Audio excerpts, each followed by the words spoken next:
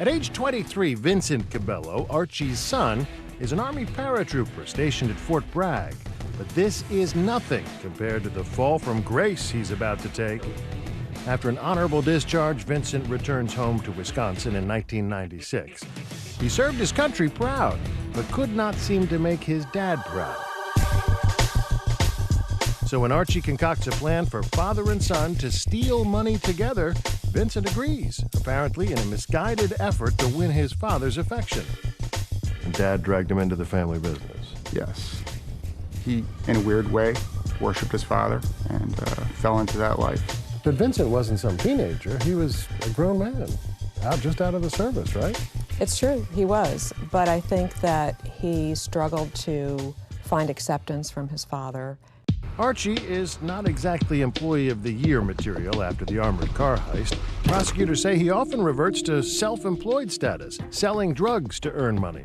That is, when he's not watching his favorite movie, Thief. I wear $800 suits. I wear a gold watch. I wear a perfect D, flawless, 3-carat ring. I'm a thief. But Vincent isn't. He's an American hero. When Archie told him that he needed Vincent's help to be the inside man for the next job that they would do. Ever after, Vincent was trapped in this cycle. Archie circles jobs in the newspaper for Vincent to apply for. The focus on banks and casinos and other places with lots of cash on hand. Largely due to his military background, he eventually lands a job at the American Security Corporation, guarding the night vault in the basement of this commercial building, the stage set for Cabello Caper number 2. This time, Archie is the outside man, Vincent the inside man. The plan they came up with was Archie would stage a robbery. He would act like a robber from beginning to end.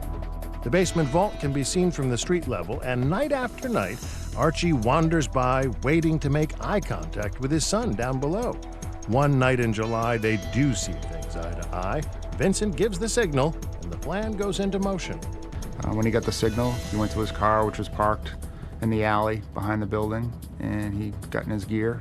The gear includes a disguise, a bushy beard and a baseball cap worn backwards, yellow tinted glasses, and a BB gun. And went into through the receiving area down a long hallway. He travels down this back alley and enters through a rear door. It's a long, winding, and unmarked corridor that leads to a doorway with just a small sign of the company inside. Vincent had earlier closed the vault door like he was supposed to, but purposely not spun the dial to lock it. If he had truly locked it, nobody would have been able to get in, because the way the security was set up was certain people had the first half of the combo on the spin dial and certain people had the second half, and he only had one half. The charade begins. Archie yells freeze, and Vincent willingly complies. The two of them performing for the cameras. They knew about the video surveillance in the vault area. Vincent told his father where it was located. The FBI says Archie took that video cassette, so there's no surveillance footage of the crime, but they acted it out anyway as a precaution, just in case there were other cameras they didn't know about. So they acted the whole thing out. From beginning to end. It was literally... Stick 'em up. Exactly. Son is hand and leg cuffed before father makes his way inside the vault, stuffs the money into a bag, and makes his getaway. There was a lot of money. I was a new detective. Milwaukee Police Detective Ron Laura was one of the first to respond the next morning when Vincent is found handcuffed near the vault. He said this subject threatened to blow his head off. But as he presses Vincent for details, the story doesn't add up. I was a little skeptical of why he wasn't a little bit more shaken up.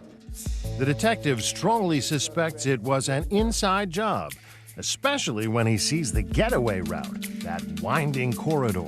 They would have went through this door to the freight elevator to make their way to the first floor to exit the building. Once I found out that the person utilized this hallway to escape, right away I said somebody who had knowledge of the building had to be involved in this. Police detain Vincent, but he sticks to his story and doesn't crack, like father, like son. And secrecy was the key to the overall conspiracy. Secrecy and keeping it tight within the family. Go. Granted, the Cabello family crimes aren't exactly Ocean's 11. With $160 million behind this door. Let's get him out. Yeah. But the money's beginning to add up, and just like the armored car heist, what police suspect and what they can prove turn out to be two different things. In these cases, they're hard to prove. With Vincent standing to his story, we had no probable cause to arrest him. In this robbery alone, $730,000 vanished without a trace, and no one was ever charged. Archie and Vincent took advantage of weak procedures at each of these companies, and they exploited them. And, the money's clearly out there somewhere. But where'd the money go? It's a question that haunts the FBI, who suspect the Cabellos, but the family seems to be living paycheck to paycheck. 1 year after the robbery, the felonious family pulls up stakes and quietly leaves Milwaukee for Portland, Oregon. So at this point, 2 robberies, almost $1 million, $900,000, give or take? Yes. But it's not time for retirement yet. No time for retirement.